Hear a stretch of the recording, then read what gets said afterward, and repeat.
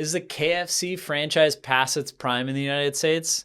In today's video, we're going to go through the franchise costs, how many locations they're opening, and really, is KFC worth opening in the US? Or if you're not listening to this, not watching this in the US, maybe to consider opening up a KFC in your home country. So KFC was founded by Harland Sanders in 1930 when he inaugurated the first Sanders Court Café in Corbin, Kentucky. By 1952, his business had outgrown itself. It had expanded to such an extent that he decided to grant KFC's first franchise to his friend Pete Harmon. In turn, he opened the first KFC franchise later that year in Salt Lake City, Utah. Throughout these 68 years, as they've been franchising, they've expanded to over 26,000 restaurants in 145 countries. And in the US, they have about 4,000 locations.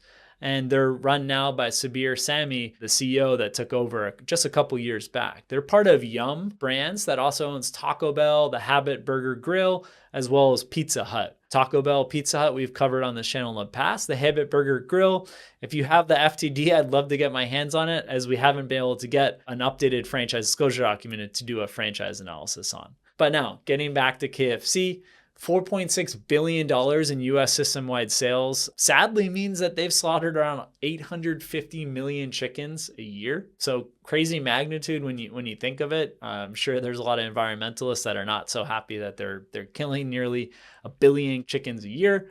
Hopefully they follow suit with some of the other brands that are going more plant-based and focus more on plant-based products. Now, for a less sombering note, in the US market, KFC same-store sales went up 12% in Q4 and 13% for all of 2021, Q4 2021.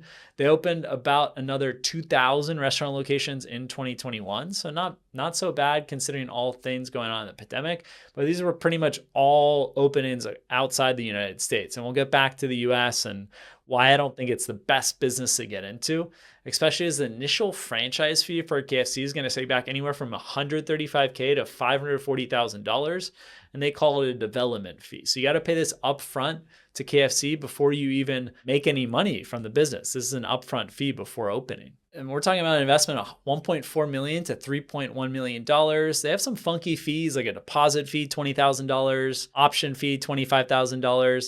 You also have a minimum net worth of $1.5 million and liquid assets over $750,000 to start at KFC. Royalty is pretty standard, 4 to 5% royalty. Average for food and beverage is 5.3, 4.5% national co-op. Reporting on the 3,000 locations, I mentioned there are nearly 4,000 locations now in the United States. They make $1.35 million. So say you invested the midpoint, $2.3 million to open up a KFC. You're making a 15% profit margin. $191,000 you're getting from that business. It's going to take you about 13 and a half years. So 12 to 14, 15 years to recoup your initial capital investment. That's a super long time. And there's other franchises in the US that you should be able to get your money back in a lot less time. I'm talking 4 years, 5 years, 6 years, depending on the concept, the location, and how involved and how skilled you are as an operator. So the good news, it does include the real estate. So for $2 million, $2.5 million, you have the building, you have the real estate. So the return can be had a lot sooner if you sell the real estate and then lease back the property to your restaurant business. And it looks like KFC's trade anywhere from $1.5 million to $3 million if you were to sell the real estate to a REIT, to an investment trust. So you're not going to get much from the business itself, though. We're talking about $300K to $800K maybe for a KFC. So they started decreasing US units count pre-pandemic, a net loss of 10 locations in 2019. Then they lost 118 locations in 2020.